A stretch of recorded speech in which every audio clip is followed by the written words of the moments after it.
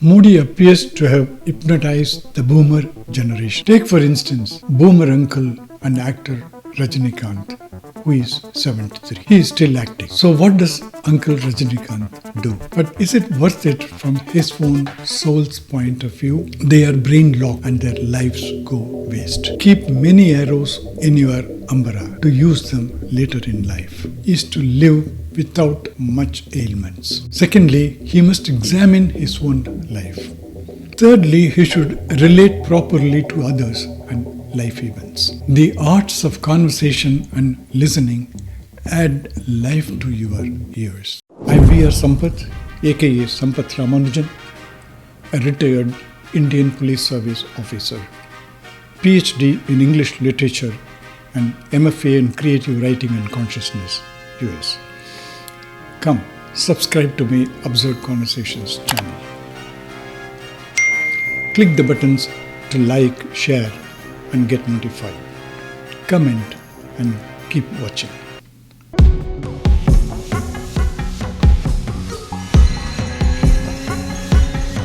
Today's topic is Boomer Uncle Rajnikant. Boomer Uncle Rajnikant is wasting his golden years. It is tragic to see older people wasting their golden years. They don't know what to do with their extended life lying before themselves, extended by better medical facilities and increased life expectancy, unless they are tackling disabilities, fighting diseases or other survival issues such as support, income, care, etc. In which case, fighting these things occupies their golden years. This, in fact, is not living, but fighting to live. And even if you win the fight and live, you don't know. I'm talking about the able-bodied and aging individuals. Their career is over, their family duties are fulfilled, however unfulfilling it might have been. Offsprings have formed their own families and left. Sufficient money has been made and saved.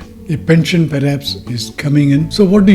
YouTube doctors are saying you must avoid rice, walk at least for an hour and eat this and not that. You do this and a little more, like going to the bank or post office. But whatever you do, you are not able to sleep for more than 6 hours or less. Afternoon naps seldom come. So what do you do with the remaining hours of the day? You don't know. You watch TV, serials, shows, videos, etc. Some enterprising souls go to the park purportedly for a walk, but seldom do a brisk walk. Instead, they amble along with a few similar unfortunate souls discussing politics. If you are an Indian Brahmin, retired and visiting your son or daughter for a few months in the US, you discuss just one subject, Modi. To me, it appears that Modi keeps going here and there, gives lengthy, boring talks in convoluted Hindi, or avoids press conferences and avoids going to trouble spots like Manipur. He does all this for the sake of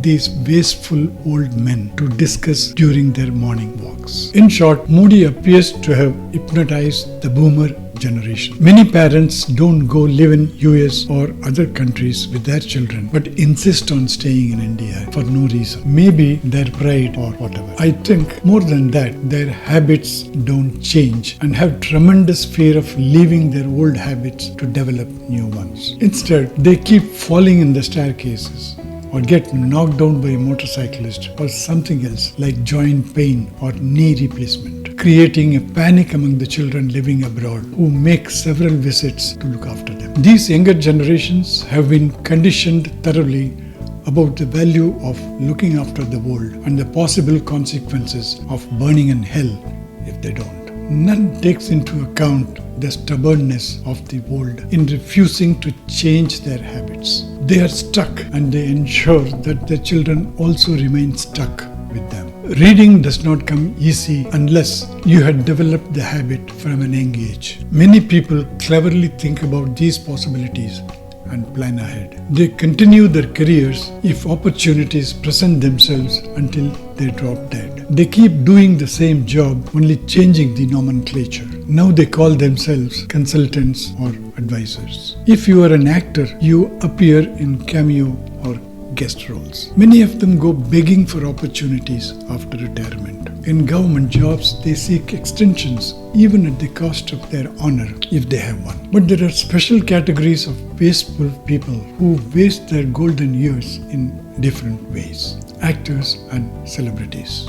If market is still there, if money is still pouring in, then why not is their question. Take for instance, boomer uncle and actor Rajnikant, who is 73. He is still acting. He made good money, or that's what it appears to be. His family life is done, however shabbily it might have been, according to his own confessions. He is fighting health issues due to his past bad habits. He had dreams of entering politics and serving people, but did not have the courage to do the shift. Or, as Sauku Shankar, a journalist, put it succinctly, he would have taken the reins of power if everything was set for him, including a win in elections, magically arranged, and informed that the swearing in was the next day, so he could land in a chopper at the venue with thousands waving and roaring, just like a film sets. By the way, serving people is another sham aged people want to do.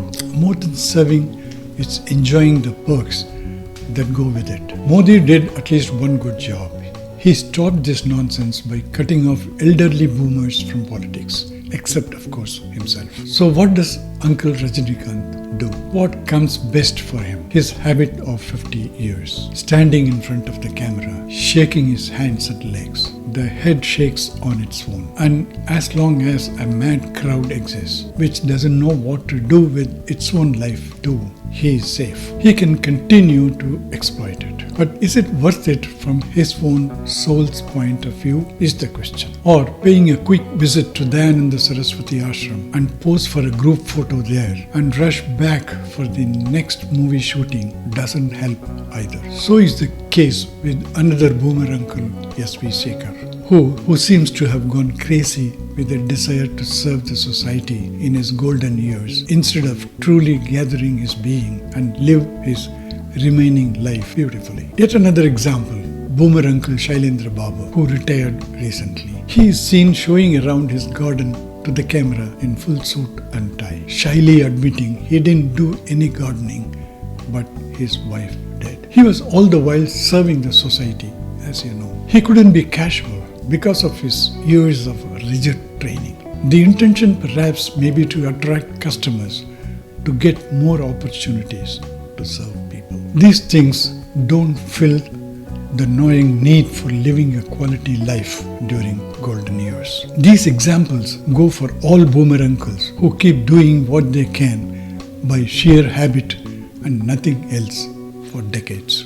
They are brain locked and their lives go waste. All these are examples of how our minds hold us hostages through habits and memory. And older people are examples of how they couldn't make it out of the trap set by their own minds. So beware when you are young. Keep many arrows in your umbrella to use them later in life. Don't just confine yourself to career and family. They will end one day, but you will continue to exist without a clue. Work and family were worthy occupations when life expectancy was in low 40s and 50s. You make as many copies of yourself as possible, as quickly as possible. These two preoccupations kept them busy for their short life, but not today. Your life extends much beyond family and job. Don't artificially extend them. Find new ways of living. And don't gloat over next life, heaven or hell